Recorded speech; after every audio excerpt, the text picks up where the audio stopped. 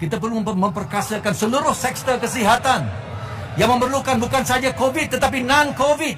Kerajaan telah memperuntukkan sebanyak 31.9 bilion ringgit kepada KKM dalam belanjawan 2021. Ini adalah peningkatan. Dato' Yang Dipertua, yang berhormat semua, sebelum saya mengundur diri, ingin saya mengajak ahli minta jalan lagi. Ini terakhir ni, terima kasih kepada Yang Berhormat Menteri.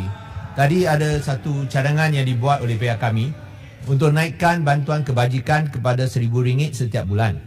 Seperti mana yang dijanjikan oleh Yang Amat Berhormat RM30 hari bulan Ogos disadakan. Adakah ini boleh dilaksanakan? Dan juga memandangkan bahawa peruntukan untuk perbelanjaan pembangunan telah naik sebanyak 38%. Tapi kita nampak ada pelbagai sektor dikurangkan. Contohnya Sabah dikurangkan RM100 juta. Sungguhpun perbelanjaan pembangunan naik 38% secara keseluruhannya. Mengapa peruntukan pembangunan untuk Sabah dikurangkan sebanyak RM100 juta? Sekian, terima kasih. Wakil Menteri, Tuan Speaker. Bantuan 50 juta ditambahlah. Terima kasih. Menteri, saya minta sekali lagi. Biar saya jawab Yang Berhormat Bagan dulu. Nanti saya tak ingat lah. Biar saya jawab Yang Berhormat Bagan dulu. Yang Berhormat Bagan, dalam belanjawan 2021, kerajaan masih mengekalkan banyak peruntukan-peruntukan. Negeri Sabah pun kita baru meningkatkan dan peruntukannya bukan sahaja di dalam belanjawan tetapi juga di dalam kumpulan wang amanah COVID-19. Mungkin dikeliru kerana setengah peruntukan itu dalam kumpulan wang amanah COVID-19. Tapi bila saya buat jawapan dengan lebih terperinci mengenai nombor-nombor yang diulas tadi, kita seperti mana Yang Berhormat Bagan tahu, matlamat utama belanjawan ini juga ialah memastikan kesejahteraan rakyat. Sehubungan itu, kita telah menekankan penambahbaikan bantuan kepada kumpulan rentan dan mudah terjejas seperti yang diminta oleh ramai Yang Berhormat di sini. Antara bantuan utamanya yang yang ditambah baik yang saya sebut tadi adalah bantuan kebajikan dan peruntukan daripada RM1.5 bilion kepada RM2.2 bilion bagi tahun 2021, serta bantuan prihatin rakyat dengan peruntukan RM6.5 bilion berbanding dengan peruntukan 2020 untuk BSH yang hanya lebih kurang RM5 bilion. Bantuan kebajikan sememangnya ditumpukan kepada golongan miskin. Ya, pada masa ini, bantuan kebajikan melibatkan 415,000 penerima dan kemungkinan dengan impak pandemik terdapat lebih ramai yang layak ya, untuk bantuan. Dengan itu, kerajaan akan melaksanakan program khusus melantik lebih ramai pegawai kebajikan, kontrak untuk memastikan mereka yang layak termasuk di Sarawak ataupun Sabah tidak tercicir daripada senarai penerima bantuan. Untuk tahun 2021, BPR, Bantuan Prihatin Rakyat, dijangka akan memanfaatkan lebih daripada 8 juta penerima daripada golongan B40. Ini peningkatan daripada 4.3 juta penerima di bawah BSH. Bagi tahun 2020, dianggarkan 500,000 penerima atau 12% daripada penerima BSH adalah penerima dari negeri Sarawak. Melalui usaha memantapkan bekalan data kerajaan, itulah yang kita perlu buat. Bentuk bantuan kebajikan serta BPR adalah diharapkan kerajaan kita ini akan dapat menyelaras program pembasmian kemiskinan seperti program peningkatan pendapatan dan juga program infrastruktur asas di kawasan pedalaman, terutamanya di Sabah ini. Menteri. Tuan Menteri. Menteri, saya seminit saja Menteri. Tahniahlah Menteri, ini semacam satu pembentangan bajet kali kedua nampaknya. Apapun Menteri Kewangan, saya rakamkan ya, kritikan daripada di Academy of Medicine Malaysia, Malaysian Health Coalition, MMA, yang menyatakan bahawa peruntukan belanjawan yang dijodolkan sebagai COVID-19 adalah sangat mengecewakan. 10.3% adalah apa yang kami berikan dalam tahun 2020. Tahun ini Menteri Kewangan, Menteri sedar bahawa you have only given 9.9%, tolak daripada kontrak workers. Menteri hanya memberikan 9.4%. Mengikut nisbah, kita perlu memperkasakan health, tetapi Menteri nampaknya mengecewakan. Terima kasih. Terima kasih Yang Berhormat Kuala Selangor. Biasa jawab dulu Yang Berhormat Kuala Selangor ni. Kerajaan telah memperuntukkan sebanyak 31.9 bilion ringgit kepada KKM dalam belanjawan 2021. Ini adalah peningkatan 1.3 bilion ringgit daripada tahun lalu. Kerajaan juga, boleh saya habis menjawab? kerajaan juga memperuntukkan 1.8 bilion ringgit di bawah kumpulan wang COVID-19 bagi tahun 2020 dan 2021 berserta 1 bilion ringgit lagi untuk membendung gelombang ketiga.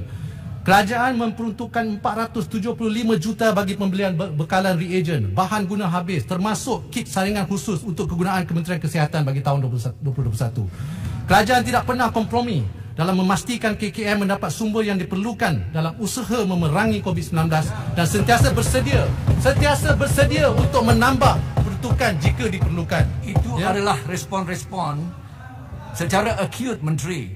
Kita memerlukan to enhance. Kita perlu memperkasakan seluruh sektor kesihatan yang memerlukan bukan saja COVID tetapi non-COVID. Ini yang dipertikaikan oleh Academy of Medicine Malaysia dan MMA dan Malaysian Heart Commission. Ini yang mereka kecewa. Bukan sekadar reactive action, bukan sekadar pelan-pelan reaktif, tetapi pelan-pelan yang bersifat sustainable, yang jangka jauh yang disebutkan oleh Menteri sendiri. Tapi ini adalah satu kegagalan dan mereka merakamkan kritikan ini. Terima kasih. Ya Bapak Menteri, minta penjelasan. Yang Berhormat Menteri Keuangan, tolong habiskan selepas ni. Speaker, selepas ini. Saya minta penjelasan Yang Berhormat Menteri, saya minta penjelasan. Dalam perbahasan Pasir Gudang ada timbulkan peruntukan di bawah Kementerian Keuangan sebanyak 13.6 bilion diuntukkan bagi pelbagai suntikan modal. Saya ingin penjelasan apa maksud itu. 13.6 bilion untuk pelbagai suntikan modal. Terima kasih. Sebarangam Yang Berhormat Menteri. Terima kasih. 13.6 bilion ini suntikan modal ini saya akan perincikan dalam peringkat jawatan kuasa. Tapi kalau nak juga sekarang saya boleh bagi. Ya. GovCo Holdings Berhad 1.76 bilion. Dana Infranasional 3.73 bilion. Urus Harta Jemaah 1.5 bilion. Prasarana Malaysia Berhad 1.5 bilion. MCD Kencana 200 juta. SSER 675.8 juta. Jabatan Kedua Sdn Berhad 330 juta. Pembinaan PFI Sdn Berhad dan MKD Aman Makmur 1.5 bilion.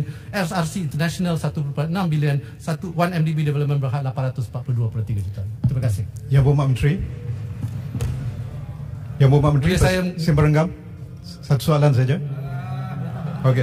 Terima kasih Tuan Ketua dan Yang Berhormat Menteri. Nak sokong. Ketika menjawab soalan YB Tampin berhubung bantuan kerajaan kepada institusi pendidikan Islam bukan milik kerajaan, Yang Berhormat Menteri Ahli-Wal Agama sewaktu penggulungan pada hari Isnin lepas telah menyatakan, biar saya petik kata-katanya, kerajaan memperuntukkan sebanyak 100 juta ringgit di bawah komponen selenggara semua jenis sekolah yang berjumlah keseluruhannya 800 juta ringgit sebagaimana yang dibentangkan dalam ucapan belanjawan 2021. Namun semakan yang telah saya buat kepada apa yang dinyatakan oleh Menteri Pendidikan berkenaan peruntukan 800 juta ringgit tersebut semasa penggulungan beliau tidak menunjukkan sebarang butiran agihan kepada sekolah agama rakyat, sekolah tahfiz, sekolah agama swasta dan pondok seperti yang didakwa. Bolehkah YB Menteri Kewangan sahkan dalam Dewan Yang Mulia ini bahawa sebenarnya tidak ada peruntukan 100 juta pun untuk sekolah agama rakyat, sekolah tahfiz, sekolah pondok dan sekolah agama swasta dalam bajet tahun 2021. Terima kasih Yang Berhormat Menteri. Terima kasih Simbarenggam.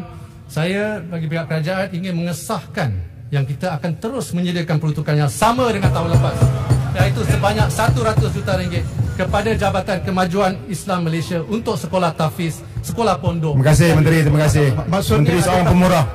Yang tak faham, tak faham. Menteri, maksudnya peruntukan tambahan. Terima kasih Menteri, terima kasih. Peruntukan tambahan kepada JAKIM ataupun peruntukan tambahan kepada Kementerian Pendidikan Malaysia.